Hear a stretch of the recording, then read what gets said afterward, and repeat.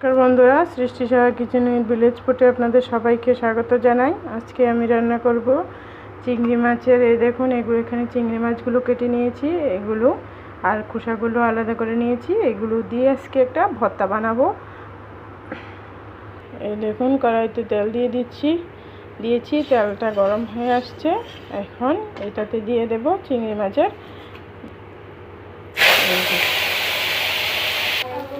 এই দেখুন, এগুলোতে দিয়ে দিচ্ছি আস্তা কাঁচা লঙ্কা, দিয়ে দিচ্ছি লবণ, আর দিয়ে দিচ্ছি একটু হলুদ।